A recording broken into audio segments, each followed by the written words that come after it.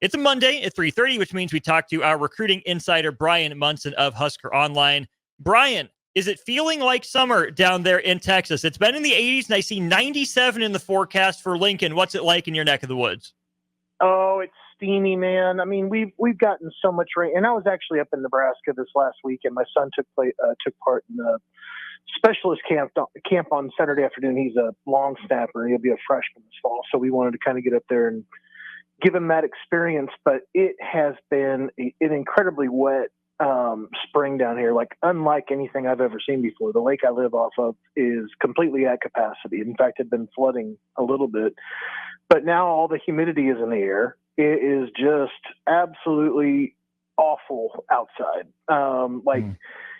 85 degrees and 70% humidity. It's just, usually it's hot as an oven, but right now the humidity is cranked. Well, I'm trying. I don't know how it's going to work out, but boy, I would love to get down for game 3 or 4. But we'll see how that. So you're saying I need to bring my umbrella, basically? You need to dress really, really, really light, man. Like, you can forget the hoodie. Don't worry about it. It don't cool off at all. The ACs are already panting. So there's nothing down here right now except just being miserable. And when I stepped off the plane, bro, and you know this, I walked out of Dallas Love yesterday, and I just went, why couldn't I have taken that weather back with me from Nebraska? Is it like Berlin on the song from Top Gun, Take My Breath Away? It punched me right in the chest. I just wanted to turn back around. It was awful. It was terrible. So yeah, it's brutal, and y'all have got a really great thing going on up there right now. I mean, I know it was a little warm, I think, on Friday, but Saturday was just amazing to be outside at that camp that afternoon. Yeah, Bryan, how was your son's experience at the camp? A little nervous. He had done the 2-day Coles kicking camp the weekend before, so we thought he'd be ready. But I think working out in Memorial Stadium and working out in Hawks really got him knock-kneed. He's named after a former Husker, and so he knows. He's very much kind of growing into his body finally. I mean, his body took off over the last 10 months. He must have grown 4 inches. So going into his freshman year, he's like 6'1.5", 195. But he played left tackle. Now he's getting the athleticism. So is he a tight end? Is he a defensive end? So we're just kind of holding him out. Like, we didn't do a Friday Night Lights camp. He's a deep snapper and been training very hard on that. So we're trying to keep that part of his dream alive, and maybe that's enough to kind of fuel him into the next level. But we need to figure out like what position, the coaches kind of see him at. But I think the majority of it just rests on what his body does over the next couple of years. Hey, fair enough. Well, we will make sure that we are tracking him because you're a recruiting guy. We will make sure we track him here in Lincoln as well. But let's turn our attention to Nebraska football recruiting, Bryan. Big one recently for the Huskers. Pierce Moberly from Millard North. What is the Nebraska getting in the in-state athlete? Yeah, they're getting a guy that he's got a lot of upside. I mean, he's, when you put on the film, it's kind of ironic. My comparison for folks would be, I probably would compare him to Sean Fisher, the former Millard North linebacker. So has versatility, can play in space. He's the kind of guy that also could put on some weight, but I think Nebraska really sees him, playing in that space, getting onto a tight end. He's got great athleticism, and obviously he could be a Division I tight end. Some of his film from 7-on-7 this spring has been spectacular. Really has great body control, has great hands, so he could do a lot of different things for Nebraska at the next level from both sides of the football. But for my guess, though, however, is he remains on defense, and he's really that true kind of buck guy that can dump off into coverage, plays great in space, and obviously could get into a matchup one-on-one, and maybe take on a tight end if he needs to do it. Is that Isaac Gifford-ish at Rover? Or do you think he's more of the linebacker than the defensive back, more maybe Jack than Rover? Yeah, so Jack to me is more that walk up outside 9 technique, more of a I'm trying to think here who I would kind of compare it to. I mean, obviously you had a couple guys playing it last year, like Lenhart and Prince Will, but and my mind's going blank. I'm trying to think of the defensive end, the outside linebacker that got picked by the Atlanta Falcons, played for a couple of years, came out of JUCO ball, just down the road from me too. And I cannot. My mind has just gone blank this afternoon. So I really do feel like he's more of a drop back kind of guy. He's got some versatility to him, and I think that's what's going to make him very interesting to Nebraska. They don't seem to want a room that has the same person over and over and over again when it comes to skill set. They want a different looking dude. They want a guy that can do something a little bit differently than the other guy.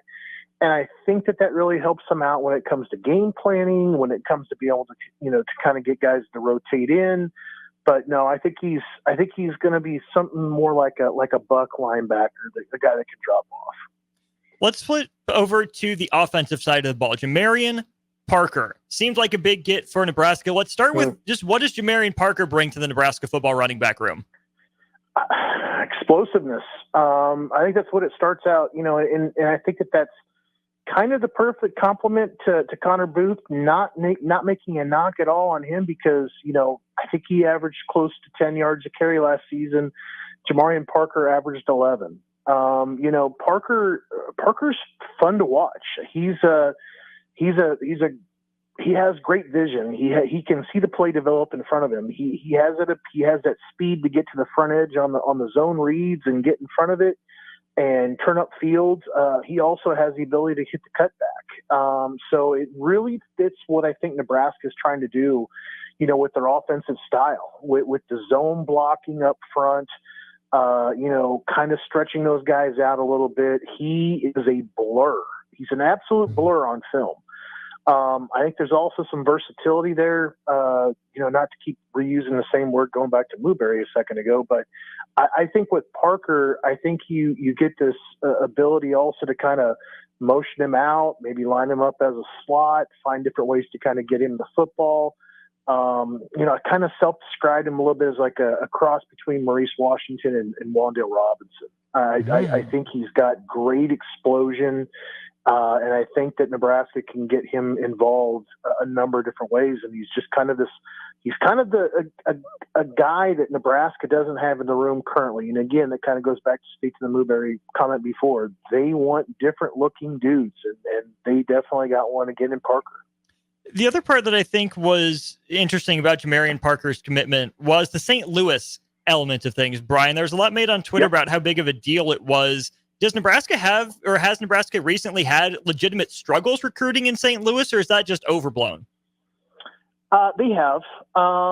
There's been a lack of relevance there. I think part of that is because Nebraska doesn't play Missouri on the regular anymore. A difference in conference going back to the Big 12, and now the even further separation between the SEC and the Big 10.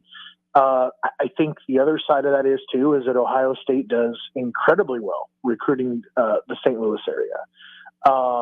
So does like Notre Dame. And so now that Missouri, is kind of in quote unquote SEC country, I think it makes it a little bit more difficult for Nebraska. Nebraska hasn't had an easy time really getting into Kansas City. I mean, Kansas City has been a little bit easier to fall.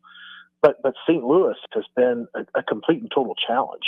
So yeah, I mean it's definitely means something that way as well. I mean Keith Williams, who's on, I'm going to age myself here with you guys, and I mean I talked to Keith in high school, but now he's on staff there under Matt Rule there in Lincoln, and it seems like one of his jobs is as a recruiting guy is he's really trying hard to find some guys in the St. Louis area that Nebraska is interested in and that are interested in playing for Nebraska. And I think that while things have looked good at times with some guys that just gone south for one reason or another, to get a guy like Parker out of his high school is a huge statement.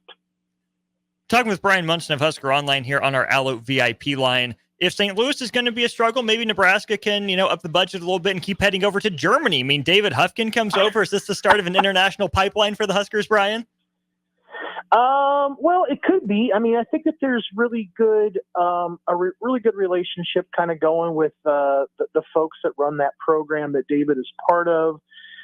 This isn't the first year that Nebraska has had international players on campus, or actually hosted them at camps before. Last year they were actually in Lincoln.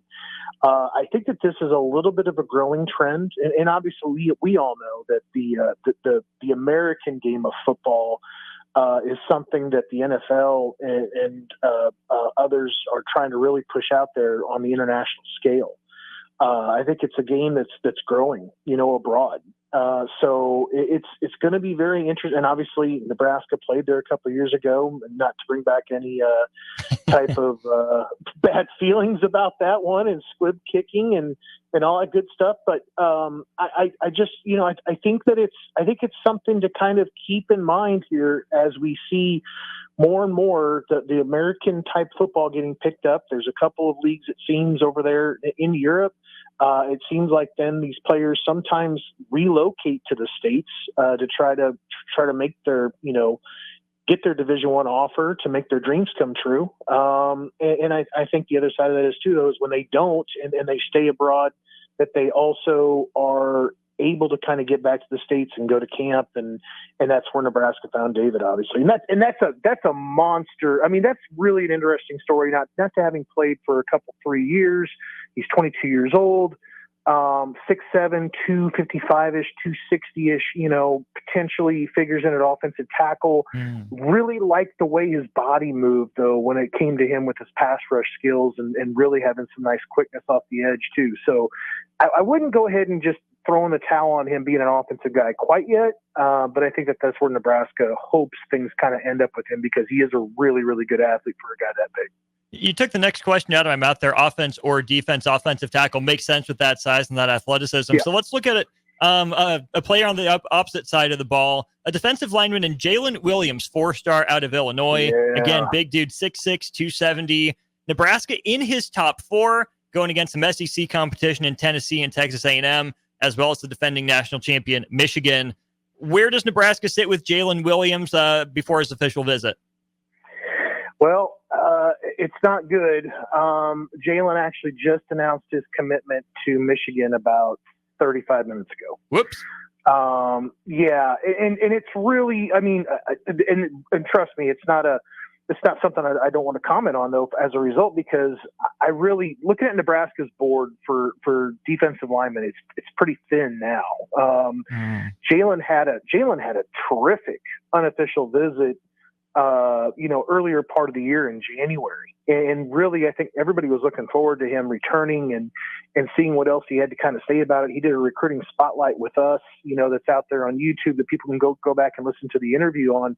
But seeing the bad news today, like I said, 31 minutes ago, he announced it on his Twitter, and he is going to go be a Wolverine. I think that he had a buddy that was also committed to, or was already on the team, I think, up there from Michigan. So I think that there was kind of a full court press, on him to go ahead and jump in. You look at a couple, pretty high profile D-line misses now for Jalen Williams. Carlin Jones, you mentioned Nebraska's board is pretty thin. How important is it now that the guys on the roster pan out? And is this a position where Nebraska might have to do some, under the radar, behind the scenes developmental work instead of taking big swings? Well, I'm interested to see, obviously, which way they kind of go with it. And that would be one of those things, obviously, that they could do. They could decide to kind of dig deep. What are some guys that have some upside here? What are some guys that potentially are a little bit, need some polish, guy that didn't maybe necessarily play at the highest level. We have some doubts on him, but let's go ahead and bring him in anyway. I think you would like to bring those guys in for camp, first of all. I think that's kind of a critical thing to kind of do. But, and Nebraska does have, some defensive ends, some defensive linemen kind of coming in. Like I just confirmed, I think it was last night or the night before, that Malcolm Simpson was coming in from Hitchcock, Texas. Jaden Lofton's coming in. He's really more of like that stand-up, edge kind of guy, though, not like a hand in the dirt dude. maybe like a Sean Hammerbeck becomes, more of a defensive lineman prospect for Nebraska. I think that there's things that they can do here, but it's a little thin. I would say and obviously Michael Riles is coming in, and Kate Pazierzik is coming in too, but Cade's had a couple really nice visits the last 2 weeks to Oklahoma this last weekend and Wisconsin the week before. I think the competition's really ratcheted up for him too. So, it'll be interesting to see what Nebraska does now. Bryan, I know you've covered these guys. You probably will a little bit more in depth in the future, but a couple quick hitters for you here. Davion Bonwell-Witt, you look at Tyrell Russell, and then finally at J.J. Dunnigan Jr. Which one of those guys do you think would be highest on Nebraska's board? Well, I'll tell you what, I've just talked to Dunnigan. Interesting guy, longer dude, 6'2.5", listed as a safety, but played a lot of off-man kind of coverage today at Nebraska. So, a border state kid, but so is Bonwell White. Bonwell White, 2026 wide receiver. I think Nebraska really is trying really hard to make sure that all the border states kind of feel like they're extending the borders as much as Nebraska can to pick up those states and make them feel like they're really, local targets. So that kind of explains, the offers out there to Bonwell Whitty and to Dunnigan. But I think if you're really kind of pressing me to it and you're kind of saying which one of these guys, is kind of that top kind of tiered target for him, it's really hard to argue against Bonwell Whitty right now, just because he has a Nebraska offer, he's got a Kansas State offer, he's got an Oklahoma offer.